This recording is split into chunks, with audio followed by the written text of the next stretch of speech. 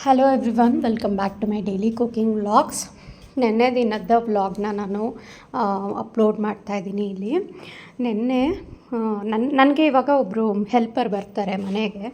ಅವರು ನೆನ್ನೆ ರಜೆ ಹಾಕ್ಬಿಟ್ಟಿದ್ರು. ಸೊ ಹಾಗಾಗಿ ಎಲ್ಲ ಕೆಲಸನೂ ನನ್ನ ಮೇಲೆ ಬಿದ್ದಿತ್ತು. ಆರ್ಡರ್ಸ್ ಎಲ್ಲ ಪೆಂಡಿಂಗ್ ಇದ್ದೇ ಇರುತ್ತೆ ಅಲ್ವಾ. ಅವ್ರು ರಜೆ ಇದ್ದಾರೆ ಅಂತ ನಾನು ಆರ್ಡರ್ಸ್ನ ಪ್ಯಾಕ್ ಮಾಡ್ದೇ ಇರಲಿಕ್ಕಾಗಲ್ಲ. ಹಾಗಾಗಿ ನಾನೇ ಏನೇನು ಆರ್ಡರ್ಸ್ ಬಂದಿದೆ ಅದನ್ನೆಲ್ಲ ಇಲ್ಲಿ ಆರ್ಡರ್ ಪ್ಯಾಕ್ ಮಾಡ್ತಾಯಿದ್ದೀನಿ. ನಮ್ಮಲ್ಲಿ ತರಿಸ್ಕೊಂಡಿದ್ದಂಥ ಮೆಂತ್ಯ ಮುದ್ದೆ ಅರ್ಧ ಕೆ ಜಿ ಆಗೋಷ್ಟು, ಅಂದರೆ ಸ್ಟಾರ್ಟಿಂಗ್ ಪ್ಯಾಕೇ ಇರೋದು, ಅದು ಹಾಫ್ ಕೆ ಜಿ. ಸೊ ಅದು ಟೇಸ್ಟ್ ನೋಡಿದ ಮೇಲೆ ತುಂಬ ಜನ 1 ಕೆ ಜಿ ಆಗೋಷ್ಟು ಆರ್ಡರ್ ತೊಗೊಂಡಿದ್ದಾರೆ, 2 ಕೆ ಜಿ ಆಗೋಷ್ಟು ಆರ್ಡರ್ ತೊಗೊಂಡಿದ್ದಾರೆ. ಯಾಕೆಂದರೆ ನಾನಿಲ್ಲಿ ಎಲ್ಲದನ್ನು ಹುರಿದು ಮಾಡೋದ್ರಿಂದ ಇದು ನೀವು 1 ವರ್ಷ ಇಟ್ಟರೂ ಹಾಳಾಗೋದಿಲ್ಲ. ನಾವು ನಾರ್ಮಲಾಗಿ ಅಕ್ಕಿ ಹಿಟ್ಟು, ರಾಗಿ ಹಿಟ್ಟು ಎಲ್ಲ ಯಾವ ರೀತಿ ಮಾಡಿಸ್ಕೊತೀವಿ ನೋಡಿ ಮನೆಯಲ್ಲಿ, ಅದೇ ರೀತಿಯಲ್ಲಿ ಇರುತ್ತೆ. ಸೊ ಮೆಂತ್ಯ ಮುದ್ದೆ ಸುಮಾರೊಂದು 3 ಕೆ ಜಿ ಆಗೋಷ್ಟು ಆರ್ಡರ್ ಬಂದಿತ್ತು ನನಗೆ ಅವತ್ತಿನ ದಿನಕ್ಕೆ ಸಂಜೆಗೆ. ಸೊ ಹಾಗಾಗಿ 3 ಕೆ ಜಿ ಮೆಂತ್ಯ ಮುದ್ದೆನ ಪ್ಯಾಕ್ ಮಾಡಿ ಇಟ್ಟಿದ್ದೀನಿ. ಹಾಗೆಯೇ ಇಲ್ಲಿ ಮಿಲೆಟ್ ದೋಸೆನೂ ಮತ್ತು ರಾಗಿ ದೋಸೆ ಎರಡೂ ಸಹ ಪ್ಯಾಕ್ ಮಾಡ್ತಾಯಿದ್ದೀನಿ. ಮಿಲೆಟ್ ದೋಸೆ ಮತ್ತು ರಾಗಿ ದೋಸೆ ಪ್ರಿಮಿಕ್ಸು ಅಷ್ಟೇ ತುಂಬ ಚೆನ್ನಾಗಿದೆ ಆ್ಯಂಡ್ ತುಂಬ ಆರ್ಡರ್ಸ್ ಬಂದಿತ್ತು. ಅದಕ್ಕೆ ಒಬ್ಬೊಬ್ಬರು 2 ಕೆ ಜಿ 3 ಕೆ ಜಿ ಆಗೋಷ್ಟು ತೊಗೊಂಡಿದ್ರು. ಆ್ಯಂಡ್ ಎಗೇನ್ ಯಾವುದೇ ರೀತಿ ಹುಳ ಬರೋದು ಎಲ್ಲ ಆಗೋಲ್ಲ, ಯಾಕೆಂದರೆ ಎಲ್ಲನೂ ಸಹ ನಾವು ಹುರಿದು ಮಾಡಿರ್ತೀವಿ. ಆರ್ಡರ್ಸ್ ಎಲ್ಲ ಪ್ಯಾಕ್ ಮಾಡಿದ ನಂತರ ಸಂಜೆ ಮೇಲೆ ಸುಮಾರು ಲಡ್ಡು ಆರ್ಡರ್ಸ್ ಬಂದಿತ್ತು ನನಗೆ. ಆ್ಯಂಡ್ ಅವತ್ತಿನೂ ನಾನು ಲಡ್ಡು ಮತ್ತೆ ಪ್ರಿಪೇರ್ ಮಾಡಿದ್ದೆ. ಬೆಳಗ್ಗೆ ತುಪ್ಪ ಎಲ್ಲ ಪ್ರಿಪೇರ್ ಮಾಡಿದ್ದೆ ಅಲ್ವಾ. ಸೊ ಲಡ್ಡು ಅವತ್ತು ನೋಡಿಕೊಂಡು ಎಷ್ಟಿತ್ತು, 1/4 ಕೆ ಜಿ ಕೇಳಿದವ್ರಿಗೆ 1/4 ಕೆ ಜಿ, ಅರ್ಧ ಕೆ ಜಿ ಕೇಳಿದವ್ರಿಗೆ ಅರ್ಧ ಕೆ ಜಿನ ಪ್ಯಾಕ್ ಮಾಡ್ತಾಯಿದ್ರು ಪ್ರದೀಪಲ್ಲಿ. ಆ್ಯಂಡ್ ತುಪ್ಪ ನೋಡಿ, ಇಲ್ಲಿ ನಾನು ಬೆಳಗ್ಗೆ ಕಾಯಿಸಿದ್ದು ಸಂಜೆ ಮೇಲೆ ಗಟ್ಟಿಯಾಗಿದೆ. ಇವಾಗ ಸ್ವಲ್ಪ ತುಂಬ ಸೆಕೆ ಅಲ್ವಾ, ಗಟ್ಟಿಯಾಗೋದು ನಿಧಾನನೇ, ಅಂದರೆ ಅದು ಚೆನ್ನಾಗಿ ಇದಾಗಬೇಕು, ಮರಳಾಗಬೇಕು, ಆವಾಗಲೇ ಪ್ಯಾಕ್ ಮಾಡೋದು ನಾನು. ಸೊ ನೋಡಿ ಇಲ್ಲಿ ನಾನು 10 ಕೆ ಜಿ ಆಗೋಷ್ಟು ಬೆಣ್ಣೆನ ಇಲ್ಲಿ ತರಿಸಿ ತುಪ್ಪ ಮಾಡಿದ್ದಿದ್ದು. ಆಲ್ಮೋಸ್ಟ್ ಒಂದು 6 to 7 ಲೀಟರ್ಸ್ ಆಗೋಷ್ಟು ತುಪ್ಪ ರೆಡಿಯಾಗಿದೆ. ಇಲ್ಲಿ ನೋಡ್ತಾ ಇರ್ಬೋದು, ಸಖತ್ ಮರಳಾಗಿ ಬಾಕ್ಸ್ ಓಪನ್ ಮಾಡ್ತಿದ್ದ ಹಾಗೆಯೇ ಘಮ್ ಅನ್ನೋ ರೀತಿಯಲ್ಲಿ ಸ್ಮೆಲ್ಲಾಗಿ ತುಪ್ಪ ರೆಡಿಯಾಗಿದೆ. ಆ್ಯಂಡ್ ತುಪ್ಪ ಮಾಡಿ ಲಡ್ಡು ಮಾಡಿ ಅಡುಗೆ ಮನೆ ಸ್ಥಿತಿ ನೋಡೋಕ್ಕಾಗ್ತಾ ಇರಲಿಲ್ಲ. ಸ್ಟವ್ ಎಲ್ಲ ಫುಲ್ಲು ಗಲೀಜಾಗೋಗಿತ್ತು.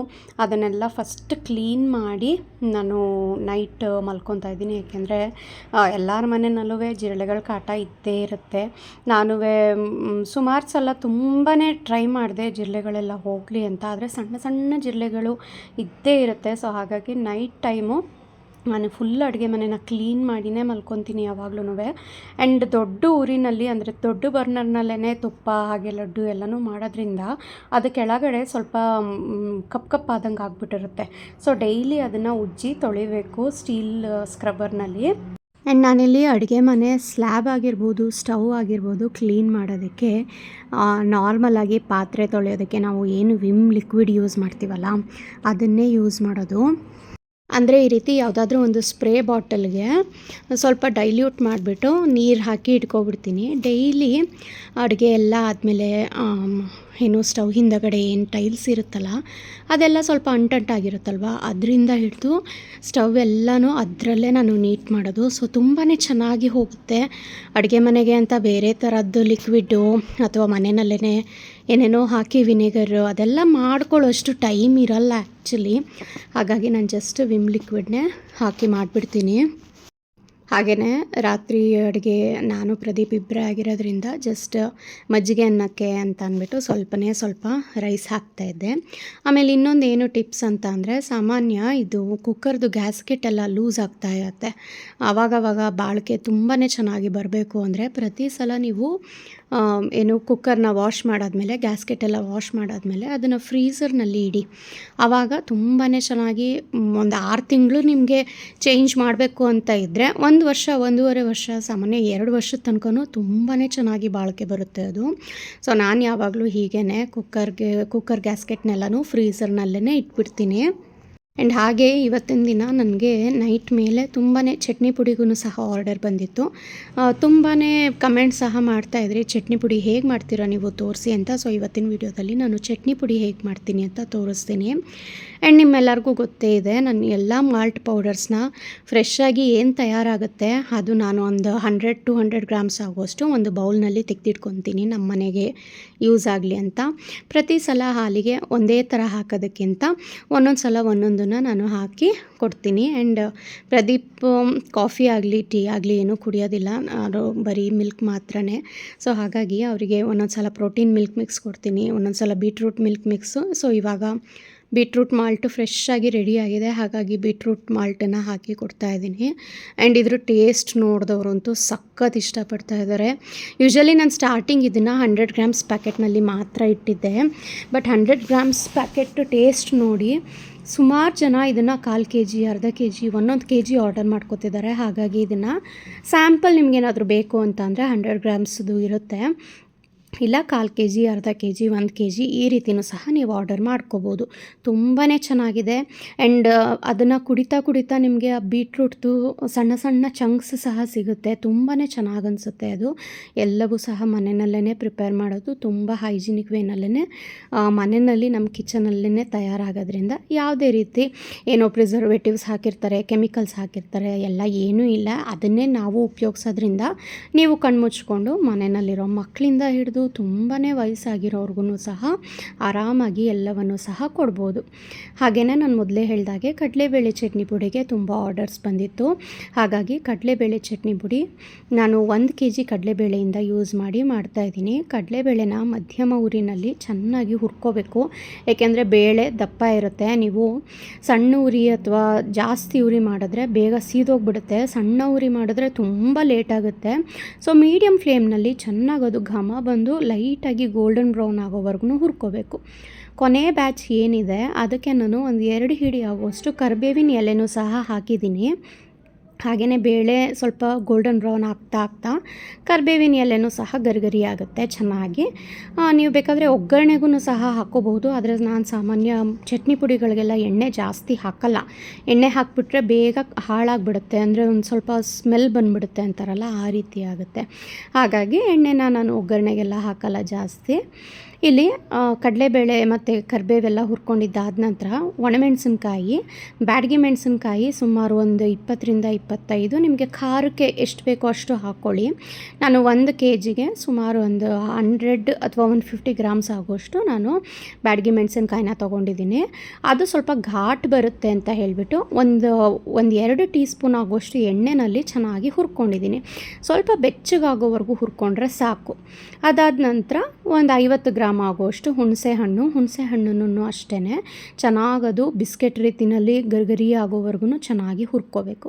ನೆಕ್ಸ್ಟು ಇದಕ್ಕೆ ಇಂಪಾರ್ಟೆಂಟ್ ಇನ್ನೊಂದೇನು ಅಂದರೆ ಕೊಬ್ಬರಿನ ನೀವು ತುರಿದಾದ್ರೂ ಸಹ ಹಾಕೋಬೋದು, ಆದರೆ ಹೇಗೆ ಇದ್ರೂ ಪೌಡರ್ ಮಾಡಬೇಕು ಅಲ್ವಾ, ತುರಿತಾ ಕೂತ್ಕೊಂಡ್ರೆ ಟೈಮ್ ಇದಾಗುತ್ತೆ ಅಂತ ಅಂದ್ಬಿಟ್ಟು ನಾನು ಈ ರೀತಿ ಸಣ್ಣ ಸಣ್ಣ ಪೀಸಸ್ ಆಗಿ ಮಾಡಿಬಿಟ್ಟು ಚೆನ್ನಾಗಿ ಹುರ್ಕೋತೀನಿ. ಕೊಬ್ಬರಿನೂ ನೀವು ಚೆನ್ನಾಗಿ ಹುರಿಲಿಲ್ಲ ಅಂದರೆ ಚಟ್ನಿ ಪುಡಿ ಜಾಸ್ತಿ ದಿನ ಇರೋದಿಲ್ಲ, ಬೇಗನೆ ಸ್ಮೆಲ್ ಬಂದುಬಿಡುತ್ತೆ. ಹಾಗಾಗಿ ಕೊಬ್ಬರಿನೂ ಚೆನ್ನಾಗಿ ಹುರ್ಕೋಬೇಕು. ಯಾವುದೇ ಕಾರಣಕ್ಕೂ ಎಣ್ಣೆ ಎಲ್ಲ ಏನು ಹಾಕೋ ಅವಶ್ಯಕತೆ ಇಲ್ಲ, ಜಸ್ಟ್ ಮೆಣಸಿನ್ಕಾಯಿಗೆ ಮಾತ್ರ ಎಣ್ಣೆ ಹಾಕ್ಕೊಳ್ಳಿ ಅಷ್ಟೇ. ಕೊಬ್ಬರಿನಲ್ಲಿ ಅದರಲ್ಲೇ ಜಿಡ್ಡಿನಂಶ ಇರುತ್ತೆ, ಸೊ ಏನು ಎಣ್ಣೆ ಹಾಕೋ ಅವಶ್ಯಕತೆ ಇಲ್ಲ. ಇವಿಷ್ಟು ಪದಾರ್ಥ ಸ್ವಲ್ಪ ತಣ್ಣಗಾಗಬೇಕು, ಅಷ್ಟರಲ್ಲಿ ನಾನು ಮಿಕ್ಕಿದ ಕೆಲಸಗಳನ್ನ ಮಾಡ್ಕೊತಾ ಇದ್ದೀನಿ. ಆ್ಯಂಡ್ ಎಗೇನ್ ನೆನ್ನೆ ನಾನು ಮೆಂತ್ಯ ಮುದ್ದೆ ಹಿಟ್ಟು ಏನು ತುಂಬಿದ್ದೆ ಅದಷ್ಟು ಸಹ ಖಾಲಿಯಾಗಿ ಇವತ್ತು ನನಗೆ ಅರೌಂಡ್ 7 kg ಆಗುವಷ್ಟು ಮೆಂತ್ಯ ಮುದ್ದೆ ಹಿಟ್ಟಿಗೆ ಆರ್ಡರ್ ಬಂದಿತ್ತು. ಎಗೇನ್ ನಾನಿಲ್ಲಿ ಮೆಂತ್ಯ ಮುದ್ದೆ ಹಿಟ್ಟನ್ನು 7 kg ಅಥವಾ 8 kg ಆಗುವಷ್ಟು ಪ್ಯಾಕ್ ಮಾಡಿ ರೆಡಿ ಮಾಡ್ಕೊತಾ ಇದ್ದೀನಿ, ಏಕೆಂದರೆ ಇದೆಲ್ಲ ಸಂಜೆ ಡಿಸ್ಪ್ಯಾಚ್ ಆಗುತ್ತೆ. ಪ್ರತಿ 3 ದಿನಕ್ಕೆ 4 ದಿನಕ್ಕೆ ನಾನು ಒಂದು 15-20 kg ಆಗುವಷ್ಟು ಫ್ರೆಶ್ ಆಗಿ ಮಾಡಿಸ್ತೀನಿ.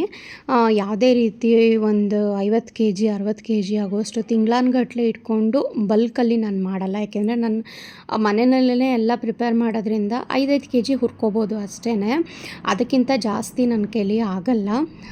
ಮೆಂತ್ಯ ಮುದ್ದೆ ಎಲ್ಲ ಪ್ಯಾಕ್ ಮಾಡಿದ ನಂತರ ನೆಕ್ಸ್ಟು ಸ್ಪ್ರೌಟೆಡ್ ರಾಗಿ ಫ್ಲೋರ್, ಅದಕ್ಕೂ ಸಹ ತುಂಬಾ ಆರ್ಡರ್ ಬಂದಿತ್ತು. ಒಬ್ಬೊಬ್ಬರು 2 kg 3 kg ತೊಗೊಳ್ತಾ ಇದ್ದಾರೆ. ಅದರಿಂದ ರಾಗಿ ರೊಟ್ಟಿ ನಾನು ಮಾಡೋದು ತೋರಿಸಿದ್ದೀನಿ. ಸಖತ್ ಸಾಫ್ಟಾಗಿ ಬಂದಿದೆ. ಸೊ ತುಂಬ ಟೇಸ್ಟಿಯಾಗಿತ್ತು. ಸೊ ಇಷ್ಟು ಆರ್ಡರ್ಸ್ ಇತ್ತು.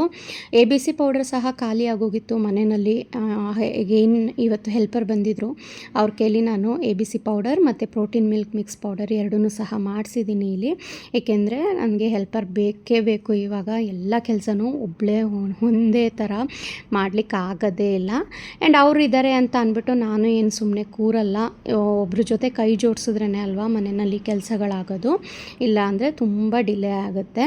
ಆ್ಯಂಡ್ ಈ ರೀತಿ ಚಟ್ನಿ ಪುಡಿಗಳು ಅದೆಲ್ಲ ಏನು ಇದೆ ಅದನ್ನು ನಾನೇ ಖುದ್ದಾಗಿ ಮಾಡೋವಂಥದ್ದು. ಹುಚ್ಚೆಳ್ಳು ಪುಡಿ ಮತ್ತು ಚಟ್ನಿ ಪುಡಿ ಎಲ್ಲ.